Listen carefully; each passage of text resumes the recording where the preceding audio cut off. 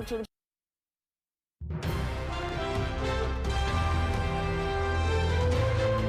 is ABC 7 News at Noon. An elderly couple narrowly escaped from a burning car on the interstate yesterday. Good afternoon, I'm Susan Farley. Governor Mills is allowing a law to pass tying Maine's electoral college votes to the national popular vote.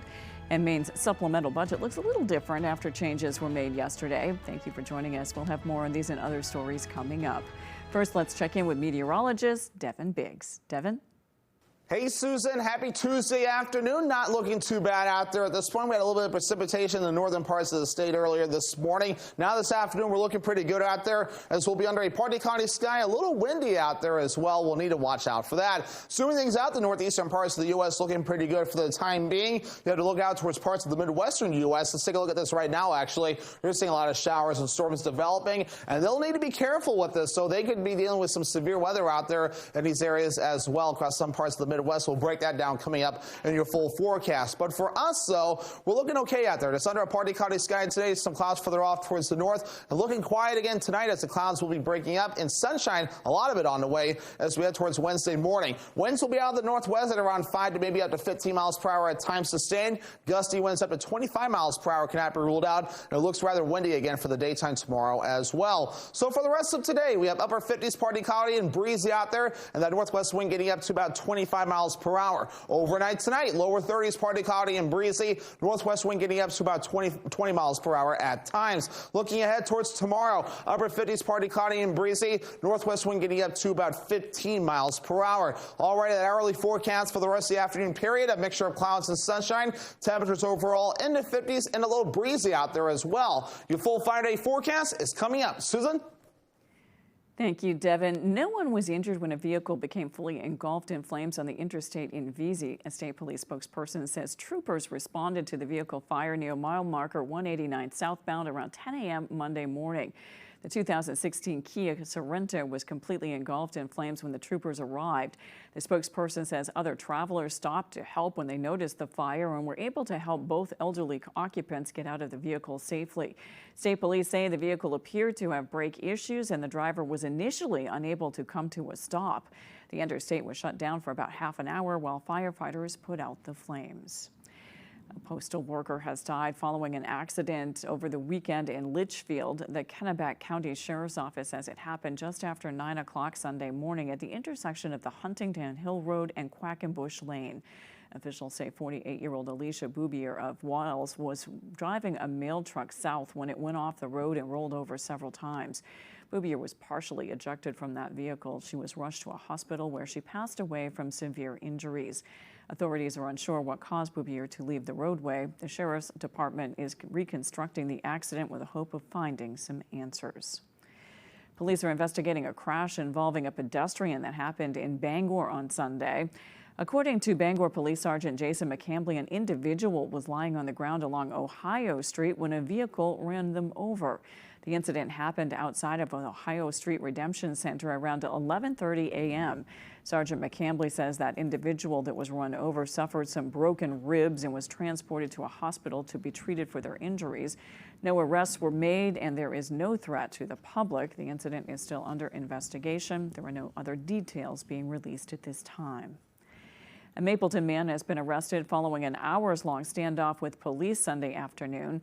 75-year-old Richard LaPlante was arrested for domestic violence, criminal threatening, and reckless conduct with a firearm after a standoff at a residence. According to the Aroostook County Sheriff's Office, LaPlante entered a home with a firearm and prevented a woman from leaving the residence. LaPlante had active bail conditions that prevented contact with the woman. He allegedly threatened to shoot law enforcement if they approached the residence. Deputies were able to establish a perimeter and communicate with LaPlante on the phone. Through negotiations, they convinced him to release the woman. Maine State Police tactical team responded to the scene, and after hours of negotiations, LaPlante exited the residence and was taken into custody. Governor Janet Mills has allowed a bill to become law which enters Maine into a national popular vote interstate compact. It's an agreement between states to cast their electoral college votes for the winner of the national popular vote. She said in a statement, quote, "While I recognize concerns about presidential candidates spending less time in Maine, it is also quite possible that candidates will spend more time in every state when every vote counts equally. And I struggle to reconcile the fact that a candidate who has fewer actual votes than their opponent can still become president of the United States. Still recognizing that there is merit to both sides of the argument and recognizing that this measure has been the subject of public discussion several times before in Maine, I would like this important nationwide debate to continue, and so I will allow this bill to become law without my signature." Maine's supplemental budget will once again include funding for many initiatives which were removed by Democrats earlier this month. The Appropriations and Financial Affairs Committee began their work session with Democrats voting to reconsider their previous approval vote of the supplemental budget in the early morning hours of April 7th. Democrats amended their majority budget to reverse much of their previous decisions, including combining the highway and general funds, reducing pension deductions for state employees, and cutting funding to the Medicare Savings Program. Republicans blasted efforts as being disingenuous. I think it was just like an arsonist bringing a fire extinguisher. The Democrats caused all these problems at 3 a.m. They thought they could sneak it by the Maine people. The backlash was severe. Even the governor, Bruce Van Note from the DOT, just severe backlash. So what you saw today was just a kabuki theater. Speaker of the House Rachel Talbot Ross issued the following response about the vote, quote, "Despite earlier good faith efforts to develop a budget that could earn consensus support, we recognize that we needed to take another look and reconsider our approach. Over the past week, we have done just that, and today the committee voted out a budget that delivers for Mainers and deserves broad-based support. The budget will now have to be approved by both the chambers before the end of the legislative session, which is scheduled for tomorrow, April 17th. The largest union representing workers in Maine state government are calling on the Maine House of Representatives to support a bill they say would help with understaffing throughout state agencies. The Maine Service Employees Association, SEIU Local 1989, represents over 13,000 Maine workers. In a statement, its president, Mark Brunton, praised the Maine Senate for its passage of LD 2225. He said, quote, "The Maine Senate showed their commitment to quality public service by giving state employees an objective process to address the recruitment and retention crises in their departments and help prevent future crises like we have in many state agencies." Members of the Coalition for Palestine and other organizations held a rally outside the federal building in Bangor Monday night. Their motive for holding this rally on National Tax Day is to emphasize the American tax dollars going toward the war between Israel and Hamas and demand the U.S. government to stop funding Israel. One organizer says they're also bringing attention to KeyBank's recent purchase of $15 million in Israel bonds, which offers financial support toward Israel's economy. We do not want our tax dollars being spent on genocide. We want them being spent on meeting the needs of people here at home and on humanitarian aid, not on supporting bombing and genocide in Palestine. Last night's coordinated action was in conjunction with similar rallies that took place in Portland and in other cities across the world. Coming up on ABC 7 News at noon, an organization is getting funding to expand child care in Washington County. We've got details when we return. An important message for Americans age 50 to 85. Oh my gosh, you're still using Mom's old coffee pot. It's my inheritance. Well, it is a family heirloom. You know what? The kids can just sell it to pay for my funeral. It's a good thing you have life insurance. Life insurance with our family history. Don't you know about Colonial Penn? It's guaranteed acceptance whole life insurance with no medical questions asked. I'm on a fixed income. Who isn't? You have it? We all do. John, Maria, even Paul with all of his medical problems. Colonial Penn. That's right. Colonial Penn Life Insurance Company. As you get older, your health may change. Colonial Penn understands that. And we don't think it should keep you from getting life insurance to help protect your family. That's why we guarantee acceptance to everyone aged 50 to 85. No health questions, no medical exam. Applying is easy. And you have your choice of options starting at $9.95 a month, a few dollars a week, 35 cents a day. and your price will never go up. A lifetime rate lock guarantees it. This protection can last a lifetime, too. Some insurance policies end once you reach a certain age.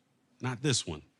Pay your bill, and it's yours to keep for as long as you'd like. How did you apply? Called for information, got an application, filled it out, sent it back. It took a few minutes. And look at this. They sent me this free beneficiary planner just for calling. I filled in all my important information and final wishes. Now my kids will have everything they need in one place. Ready to learn more?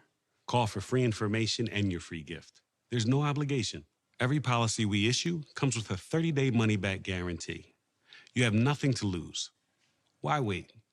Call now. Call 1-800-821-7888 for your free information and your free gift. That's 1-800-821-7888. There's no obligation. 1-800-821-7888. Call now. Are your basement walls bowing, crumbling, or failing? Hi, I'm Tony Hafford with TC Hafford Basement Systems, all things basementy. Our stable lock wall system offers a patented, affordable, and permanent solution to save your foundation walls. It stabilizes, fills voids, and structurally repairs, leaving a new smooth surface. All the strength of new walls. Call TC Hafford Basement Systems today for all things basementy.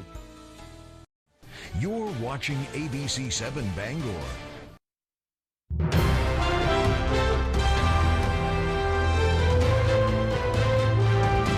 An organization is getting $831,000 to expand childcare in Washington County. Mano & Mano has been awarded the funding through the bipartisan fiscal year 2024 congressionally directed spending appropriations package. It will help pay for the construction of a new, larger bilingual childcare center. Senator Angus King announced the award and said, quote, affordable and accessible childcare is one of the most pressing needs for working families in Maine. This funding will be a critical investment in the Washington County community and ensure our hardworking farmers and seasonal workers can continue providing for their families. All week long, first responders are being recognized across the nation for their life-saving efforts. Monday was National EMT and Paramedic Appreciation Day and the start of National Public Safety Telecommunicators Week.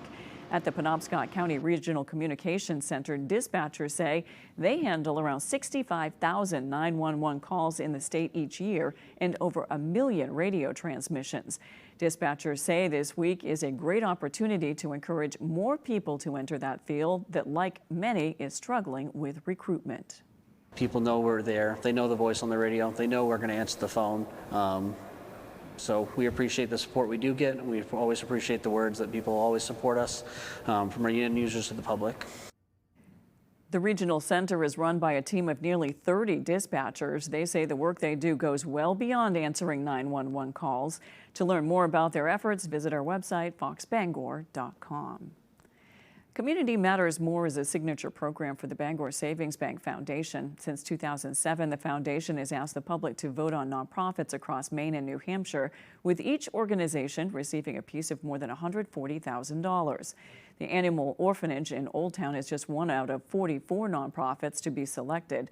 The shelter received $5,000, which went toward helping Quinn, a 4-year-old blackmouth cur, who, after participating in the 2-month training program, is now taking her first steps down a path toward a forever home. We take in strays and occasionally surrenders, so it's really a small amount of animals, so it's nice to be recognized for that work. To learn more about the Community Matters More program and the Animal Orphanage, that information can be found on our website. Despite facing financial difficulties, Penobscot Theater Company in Bangor is preparing to open a show that highlights the perseverance of art. Our Devin Dagnall tells us more. It's an incredibly hopeful and uplifting piece about storytelling in general. So you can tell any kind of story, and this theater piece kind of does that. On Thursday, April 15th, the Penobscot Theater Company will be opening the latest show of their 2024 season, titled Mr. Burns, a post-electric play. The production follows a group of survivors making their way through the days, years, and decades after a nuclear fallout, all while the group retells their favorite Simpsons episodes. Simpsons episodes, remembered Simpsons episodes, have become sort of like the cultural currency of the lands. The show carries a message of hope that theater, no matter the circumstances, finds a way to thrive, which is fitting given the situation PTC recently found itself in. Due to some financial uncertainty, PTC will be scaling down some of its operations for the foreseeable future in order to cut costs. We're going to probably cut the organization by like 20%. That's going to get us into the spot where we need to be in order to move forward healthily. According to PTC's artistic director, Jonathan Barry, the company will be slashing its budget from $2 million to $1.6 million and will be cutting some of the shows from their annual lineup. Although multiple factors have played into the restructuring, Barry attributes most of the blame to the customer-based loss during the COVID-19 pandemic. Well, no one wants to talk about it, right? We as a society went through something. To be clear, the Penobscot Theatre Company is not in any way at immediate risk of closure and will continue operations to the best of its ability. To help with expenses, Barry encourages patrons to make donations no matter the size, stating every dollar matters and any donation can make a difference. We will still be here, we will still be producing theater, but it's just important to remind people that we absolutely rely on that kind of outside support beyond the ticket price. In Bangor, Devin Dagnall, ABC 7 and Fox 22 News. Joining a traveling circus isn't a life for just anybody, but that's exactly what happens to a 7-year-old orphan in the novel The Hidden Life of Cicely Larson. The fictional book is a page-turner written by Ellen Baker, who has called Round Pond, Maine her home since 2010. Our Jody Hersey met up with her at a local bookstore. Yeah, I've always tended to write about family, about life in small towns, about mysteries and secrets. Ellen Baker has always enjoyed the feel of pen on paper, which is why growing up in the upper Midwest, she filled notebook after notebook with her writings. Every single day I'd write a little something, whether it was a story or I wrote plays, I wrote poems. Over the years, Baker has worked at museums and even as a bookseller before becoming an author. She penned her newest novel, The Hidden Life of Cicely Larson, in her home in Midcoast, Maine. I sat down with Baker at Barnes & Noble in Augusta to hear more about her new release. When Cicely is 7, a man comes and takes her away to join the circus and is determined that they are going to make her the nationwide child bareback star, and he has grand visions for his circus. She's always yearning for a family, and in a way the circus becomes her family. In Baker's novel, DNA tests help Cicely's children and grandchildren uncover long-held secrets of her circus life and her upbringing. Well, it's interesting to wonder now, do we have any secrets left? Is it possible to keep secrets anymore? When she's not writing, Baker says she enjoys reading all sorts of genres, including historical fiction and mysteries. There's a reader for every writer and vice versa. I love reading across a broad spectrum of subjects and types of literature and types of voices. And I think the challenge as a writer is to find your most authentic voice. In Augusta, I'm Jody Hersey for ABC 7 and Fox 22 News. After the break, Donald Trump is in the hot seat today as his hush money trial continues. We'll have the latest when we return. Of course you're doing well. You're here on Wheel of Fortune. Let's go win some money. These contestants are going places. We're sending you to Aruba, Italy, Scandinavia. They're moving and shaking. Let's go. You could try to make it look a little harder. And getting it done. Can't you get one more? Yes. Yes. Here on Wheel. The perfect place to be. And this is it, right? Right here. Weekdays at 7 on ABC 7. Yum, chicken parm with our Purdue chicken. No antibiotics ever. And is that homemade marinara? Like those yahoos deserve it. Delicious chicken they may or may not deserve. Purdue. The Farmer's Table in Corinna brings you outstanding breakfasts, lunches, and dinners made from farm-grown fresh ingredients. Dinner specials are available every day. Enjoy our homemade desserts, and above all, bring your appetite to the Farmer's Table in Corinna. Hello, this is George Whelan with Down East Direct Cremation. Now, anytime, 24 hours a day, 7 days a week, 52 weeks a year, from the comfort of your desktop or the convenience of your mobile device, you can summon transport and arrange a simple, affordable, respectful Down East Direct Cremation for your deceased loved one. Just by using the button exclusively at downeastdirectcremation.com. All you need is the location address of the person who has died, their vital statistics information, a valid credit card for payment, and that's it. No need to pick up the telephone, no need to answer a bunch of questions, no need to come into the store, and it's still just $9.75 complete. It's so easy, even I can do it. For more information, visit us at downeastdirectcremation.com or call us at 207-225-5332. Simple, affordable, respectful. The Button. Only at downeastdirectcremation.com. Jamar Construction Products in Bangor continues to grow to meet our customers' needs, supplying products for site work contractors, concrete contractors, and survey and safety supplies. We are proud to be the local dealer for Hilti, Valley Blades, U.S. Fabrics, and Euclid Chemical, plus so much more. Stop by and see us at 1270 Hammond Street or give us a call at 907-4491. If you dig it, pour it, plow it, fasten it, lay it, or lift it, Jamar Construction Products can help you.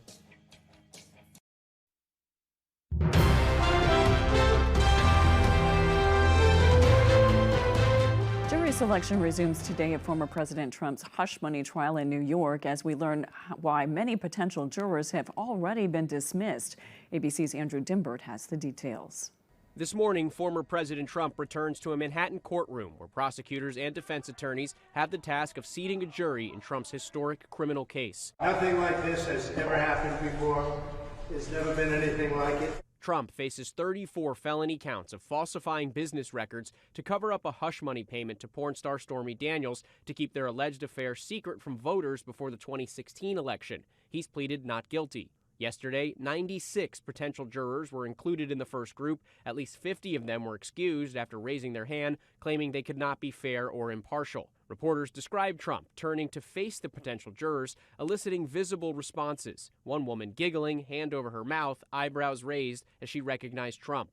One of the excused jurors was later heard saying, "I just couldn't do it." About a dozen other people were excused for other reasons. The potential jurors remaining answered a 7-page questionnaire that screens for bias. The judge is making some initial cuts based on the responses to those jury questionnaires. Then the lawyers get to question the remaining potential jurors one-on-one. Each side can cut up to 10 people for almost any reason. By the end of yesterday, not a single juror was seated. Leaving court, Trump complained about the scheduling conflicts created by the trial, including with his presidential campaign and potentially with his son Barron's high school graduation. That I can't go to my son's graduation, or that I can't go to the United States Supreme Court, that I'm not in Georgia or Florida or North Carolina campaigning like I should be. Judge Merchan has not officially ruled on Trump's request to attend Barron's graduation next month, saying it really depends on if we are on time and where we are in the trial. The judge did rule that Trump cannot attend oral arguments at the Supreme Court next week when Trump's hearing on presidential immunity gets underway. Andrew Dimbert, ABC News, New York. The judge set aside nearly 2 weeks for jury selection. Once the jury is seated, the trial could take more than 6 weeks. The Israeli War Cabinet is weighing its next move while trying to avoid a larger escalation with Iran. This after Iran launched a barrage of hundreds of drones and missiles toward Israel over the weekend. Israeli officials generally seem to agree that some sort of retaliation must take place. The Israeli military says 99% of the missiles from this weekend's attack were intercepted. The U.S. is claiming credit for shooting them down. President Biden has told Israeli Prime Minister Benjamin Netanyahu that the U.S. could not join in a counteroffensive against Iran on Capitol Hill. This marks the first time Iran has directly attacked Israel from its soil. The FBI is conducting a criminal investigation into the crash which brought down Baltimore's Francis Scott Key Bridge. There's a massive removal of debris following the collapse of the bridge. FBI agents are aboard the cargo vessel, and anonymous sources say they're looking at any violations of federal maritime law, focusing on whether ship personnel may have been aware of any onboard technical or operational issues before the ship left port. As for reopening the waterway, it is a difficult job. Replacing the bridge will take time and will be costly for taxpayers. Estimates say it could take at least 5 years and cost more than $400 million. When we return, Devin Biggs has your 5-day forecast.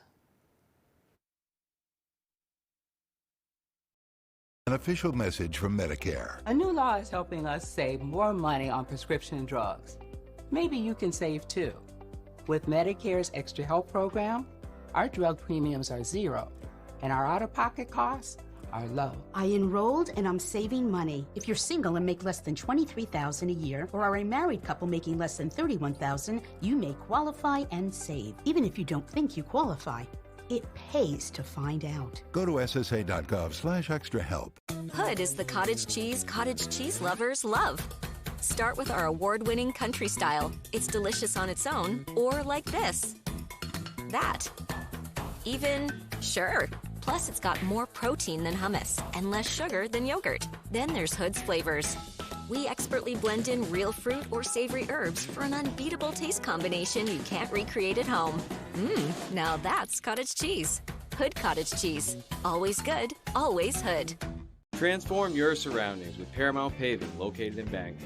They are your paving and seal coating experts. Whether it's residential maintenance to full commercial projects, Paramount Paving delivers quality that lasts. Book before June 1st and enjoy a $250 Visa gift card upon completion of your next paving project. Call us today at 602-8931 or visit us at ParamountPavingLLC.com. Paramount Paving, setting the standard for excellence. When it comes to paving, we are Paramount.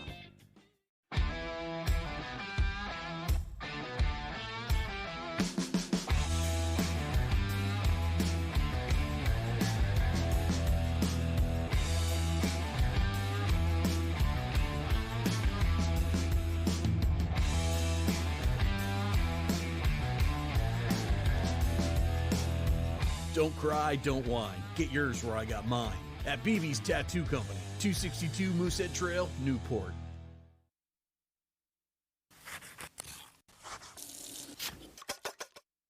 Here in the Test Kitchen, we think salad should be part of almost every dinner.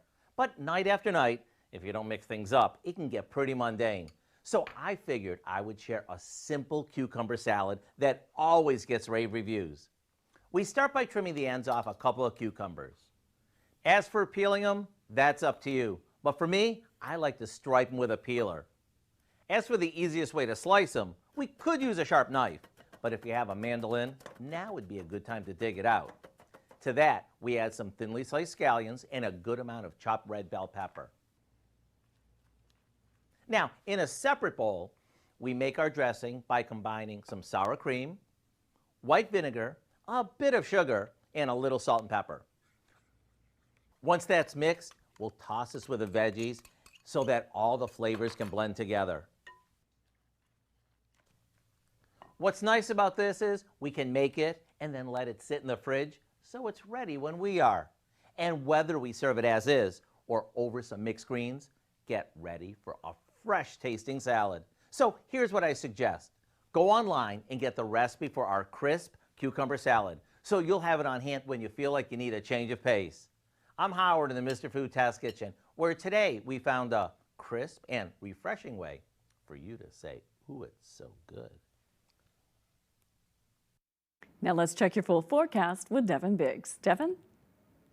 All righty, thank you very much. Your full weather forecast brought to you by the Furniture Gallery. Spring into savings with exceptional savings in all departments. The Furniture Gallery is a Maine family-owned company with locations in Augusta, Bangor, Newport, and Windham. Meanwhile, as we take a look at the wave heights this morning, 3 to 4 foot wave heights are being observed. So far, no advisories in effect along the coast at this point. Maybe with some of those gusty winds, some of the surf can get a little bit active from time to time, so just be careful with that if you're near the beaches. But meanwhile, though, the radar showed a little bit of precipitation in the northern parts of the state earlier this morning. The rest of us, though, looking rather quiet. We'll be under a partly cloudy sky for us today. Maybe some gusty winds up to 25 miles per hour at times, but won't be anything too ridiculous. Other parts of the Midwest dealing with some active weather, showers and thunderstorms developing from the Dakotas to Minnesota and areas further down to the south. And some of those storms could turn severe from time to time as well across parts of the Midwest. Let's break that down right now, actually. If you know anyone in parts of the Midwest, there's this enhanced risk right about in here in the orange and the yellow shade. This is a slight risk, and of course a marginal threat in the green. So anywhere there's a threat out there, especially